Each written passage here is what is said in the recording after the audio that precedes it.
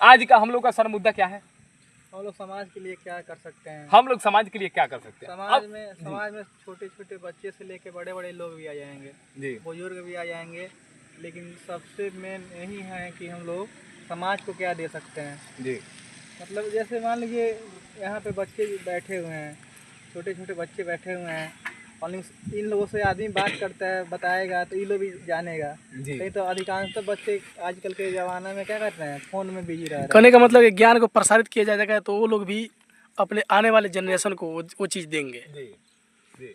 तो हम लोग का आज का मुद्दा था कि हम लोग समाज के लिए क्या कर सकते हैं। सबसे पहले ये हम लोग देखेंगे कि समाज हमारे लिए क्या क्या किया है अभी तक। एक बात हमको सोचने में आता है कि ये जो शुगर बनता है, शुगर कह रहा है, शुगर फैक्ट्री होता है, उससे चीनी बनता है। चीनी के बनने के पहले गन्ना पैदा किया जाता है, सही बात। गन्ना को कटवाया जाता है, छिलवाया जाता है। उस चीनी को कोई ना कोई व्यक्ति ले जा करके देता है, कहाँ पे?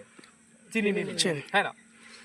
तो चीनी को हम लोग 20 रुपये किलो या 30 रुपये या 50 रुपये किलो खरीद लेते हैं, और 30 रुपये का मूल्य दे करके हम लोग समझते हैं इसका काम समाप्त, इससे कोई हमको राता रिता नहीं है। यद्यपि जो किसान अपने जीवन का प्रत्येक क्षण लगा करके जो है कि एक गन्ना का उत्पादन कर रहा है कि नहीं सर? उसके जीवन का मूल्य हम लोग 30 रुपया और 50 रुपये के बराबरी नहीं कर सकते। एक किसान देखिए दाल का उत्पादन कर रहा है, एक किसान जो देखिए धान का उत्पादन कर रहा है, एक किसान जो है गेहूं का उत्पादन कर रहा है, सरसों का उत्पादन कर रहा है। ये सभी चीज़ें हमारे खेत में पैदा नहीं होती है, हमारे बाबूजी सब चीज़ पैदा नहीं करते हैं।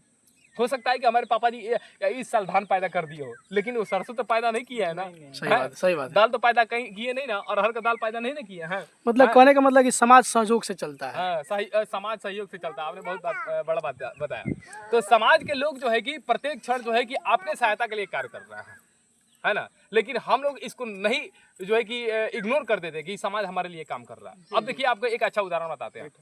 हम लोग जाते हैं पढ़ने के लिए सरकारी विद्यालय में, तो एक व्यक्ति अपने आप को शिक्षक बनाने के लिए लगभग 25 बरस 30 बरस लगा देता है। पढ़ेंगे तो हम अच्छा शिक्षक बनाएंगे, बीपीएससी का एग्जाम क्वालिफाई करता है, उसके बाद जा करके वो बच्चों को पढ़ाता है। क्यों पढ़ाता है? ताकि मैं बच्चों को पढ़ाऊंगा और बच्चे देश के भविष्य होते हैं, और इसका निर्माण होगा। जब व्यक्ति निर्माण होगा तो राष्ट्र निर्माण होगा, यानी विद्यार्थी का विकास होगा तो हमारे राष्ट्र का विकास होगा। इसी को ध्यान में रख करके वो क्या करता है, शिक्षक अपने आप को बनाने के लिए जो है कि हमेशा कार्य करते रहता है ना।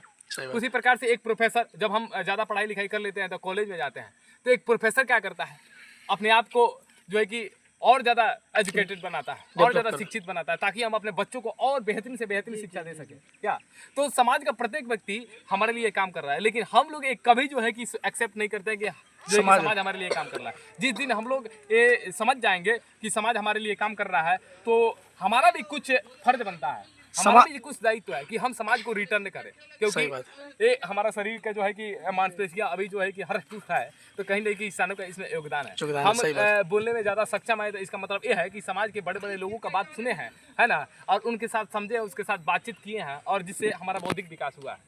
अब ये समय आ गया है कि हम छोटे छोटे बच्चों को सिखाएं, इसके अंदर हम परिवर्तित करें, जो गुण इसके अंदर विकसित करना चाहिए उसके लिए अभी से हम प्रयास करना शुरू कर दें। तो ऐसे जो है कि समाज का विकास होता है और एक अच्छा समाज का निर्माण किया जा सकता है। अन्यथा जो घिसा पीटा जो समाज है, उससे एक उदात्त किस्म का व्यक्ति का और विचारधारा का जो है कि कल्पना नहीं किया जा सकता है। उसके लिए हम लोग को संघर्ष करना होगा और कार्य करना होगा इसके परिवर्तन के लिए। धन्यवाद।